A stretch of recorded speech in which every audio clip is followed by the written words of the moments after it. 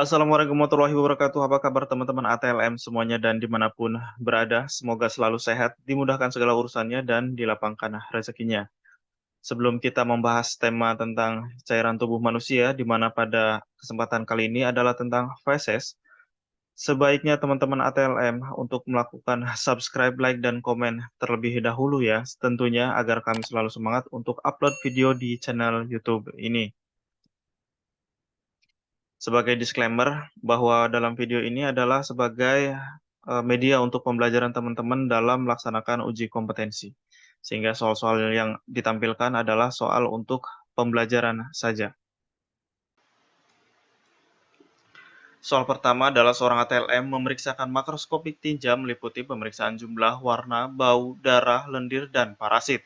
Feses untuk pemeriksaan sebaiknya yang berasal dari defekasi spontan, tidak ditunda pemeriksaannya. Berapa waktu syarat pemeriksaan spesimen di atas? Jawabannya adalah diperiksa 30-40 menit sejak dikeluarkan. Soal yang kedua adalah seorang ATLM sedang memeriksa sampel feses dari balita di rumah sakit yang terdiagnosa mengalami disentri. Setelah dilakukan pemeriksaan makroskopis dan mikroskopis pada sampel fesesnya didapatkan hasil sebagai berikut. Konsistensi cair berlendir, darah negatif, warna hijau pucat, bau tengik, dan pada pemeriksaan mikroskopis banyak ditemukan lemak, eritrosit negatif, serta protozoa bergerak dengan flagel dan bentuknya seperti layang-layang. Pertanyaannya, apakah spesies parasit yang menginfeksi balita tersebut? Jawabannya adalah Giardia lambdia. Soal berikutnya, sampel feses pasien positif kecacingan akan dilakukan pemeriksaan lanjutan untuk mengetahui derajat keparahan infeksi. Pertanyaannya, metode apakah yang digunakan? Jawabannya, Kato-Katz. Soal berikutnya, hasil pemeriksaan feses menunjukkan positif terinfeksi oleh soil transmit helminths. Pemeriksaan dilakukan dengan menggunakan metode sedimentasi dengan dimasukkan ke dalam sentrifuge. Pertanyaannya, apakah tujuan dilakukan hal tersebut? Jawabannya agar telur dapat terendapkan di dasar tabung. Soal berikutnya, seorang ATLM di sebuah klinik swasta mendapatkan surat pengantar pemeriksaan dari dokter untuk memeriksa feses. Pasien yang sudah datang ke laboratorium harus diberi petunjuk pengambilan. Pertanyaannya, pasien diberi petunjuk bagaimana untuk pemeriksaan feses tersebut. Jawabannya, feses diambil di bagian yang mencurigakan atau bercampur lendir. Soal berikutnya, pemeriksaan sampel feses menunjukkan adanya infeksi hookworm. Untuk pemeriksaan lanjutan disarankan untuk dilanjutkan uji Harada-Mori. Pertanyaannya, apakah tujuan perlakuan tersebut? Jawabannya untuk mengetahui spesiesnya. Soal berikutnya. Pemeriksaan feses secara mikroskopik dilakukan oleh seorang ATLM. Sampel feses dicampurkan dengan eosin sebelum diamati. Pertanyaannya, apakah fungsi penambahan reagen eosin tersebut? Jawabannya untuk memberikan warna pada preparat. Soal berikutnya, spesimen feses dari pasien laki-laki 60 tahun yang diterima ATLM di laboratorium tidak bisa langsung diperiksa. Untuk menghindari kerusakan unsur-unsur dalam spesimen ditambahkan buffer salin sebagai pengawet. Berapakah perbandingan pengawet pada spesimen tersebut? Jawabannya adalah 1:3. Soal berikutnya, seorang ATLM menerima spesimen feses dari seorang bayi dengan surat rujukan pemeriksaan feses lengkap. Dari pengamatan secara makroskopis didapatkan bau tengik pada spesimen tersebut. Pemeriksaan kemudian dilanjutkan dengan tujuan mengetahui ada tidaknya lemak pada sampel tersebut.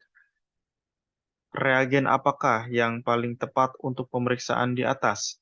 Jawabannya Sudan 3. Soal berikutnya, di desa A terjadi suatu kasus kejadian luar biasa berupa keracunan makanan. Gejala yang tampak adalah mual, pusing, dan diare. Dari laporan investigasi oleh petugas puskesmas, jumlah penderita sebanyak 25 orang. Jarak dari desa A ke pusat kota ditempuh dengan perjalanan sekitar 4 jam. Oleh petugas puskesmas diambil sampel berupa feses dari penderita KLB untuk dilakukan pemeriksaan laboratorium, tetapi pemeriksaan laboratorium dapat dilakukan di pusat kota. Bagaimana cara pengiriman sampel feses tersebut ke laboratorium?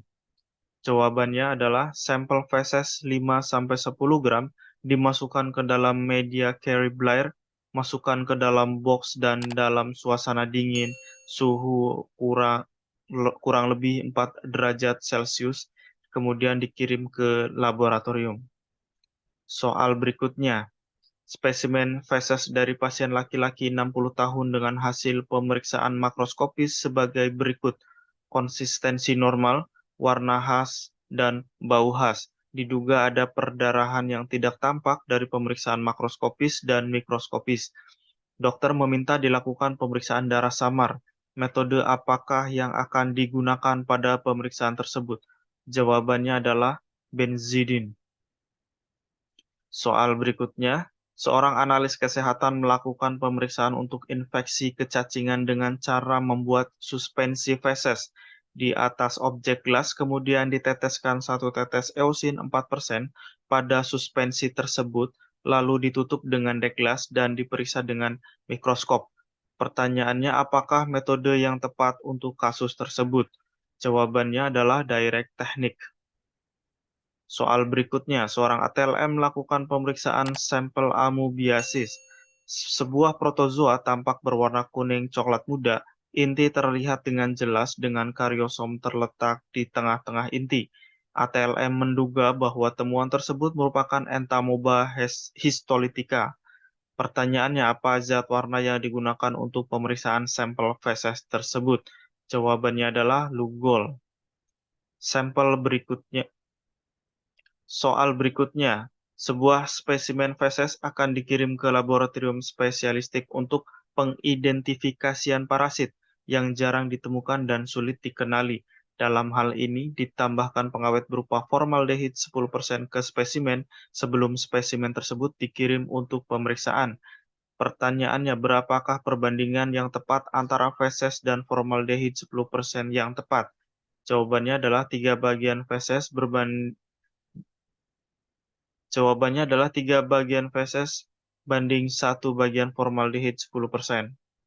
Soal berikutnya, ATLM melakukan pemeriksaan feses secara langsung pada saat pemeriksaan mikroskopis mau menggunakan Lugol tetapi habis dan tinggal eosin saja. Berapa persen eosin yang dipakai? Jawabannya adalah 2%. Demikian soal uji kompetensi, contoh soal uji kompetensi yang dapat kami sampaikan. Semangat belajar, jangan lupa subscribe agar video soal uji kompetensi ini sering kami upload. Terima kasih. Assalamualaikum warahmatullahi wabarakatuh.